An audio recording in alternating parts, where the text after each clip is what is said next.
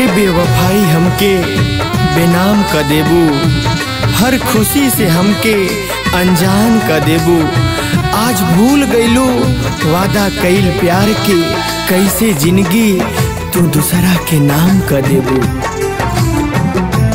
काल्हू आवते बारात धरबू दूसरा के हाथ, बाटे 2 दिन के बात नइखे कुछ बुझात। साथ छोड़े लगलू तू ही जेके रखानी अगोर, दिल डहकता मोर जान कैसे जाइबू छोड़।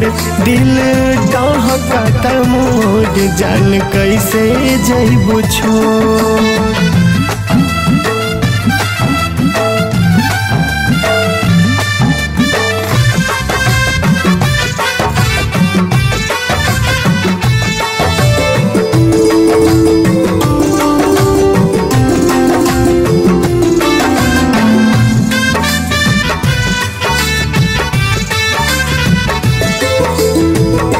चंदा के बिना मर जाई चकोरा, सुसुकी रोइबू पियावा के कोरा।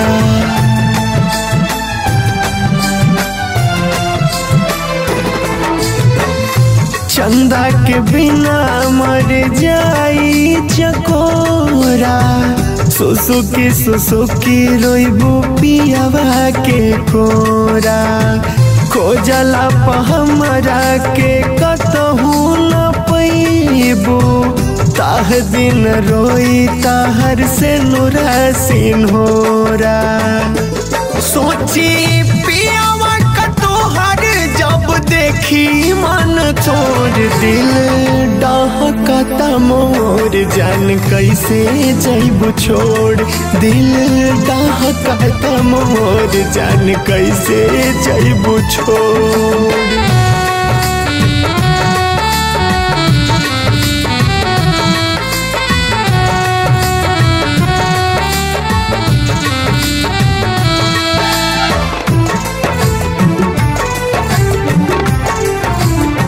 शादी के दिन जानी भेजिहा खबरिया, हिल जाई दिल तोहर पड़ते नजरिया।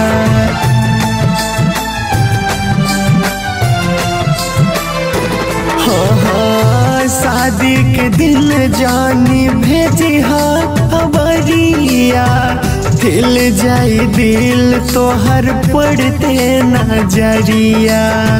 जान जान बोलियान जान बनोलू, अखिया के सोझा मारब खा के जहरिया। मन बिलखी तोहार सुखी सुगी नियन ठोर, दिल डहकता मोर जान कैसे जाइबू छोड़। दिल डहकता मोर जान कैसे जाइबू छोड़।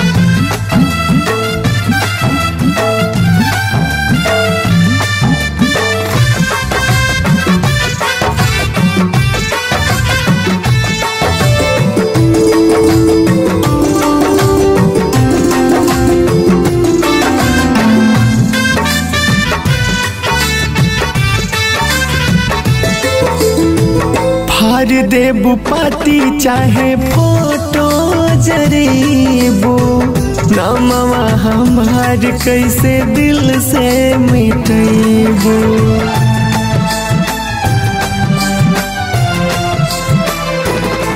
हो फार देबू पाती चाहे फोटो जरीबू, नामवा तो सार के तू कैसे मिटैबू। दुख जहिया होई ता रोआ रोआ रोई, ओह दिन दीवा करके खातिर पछतैबू।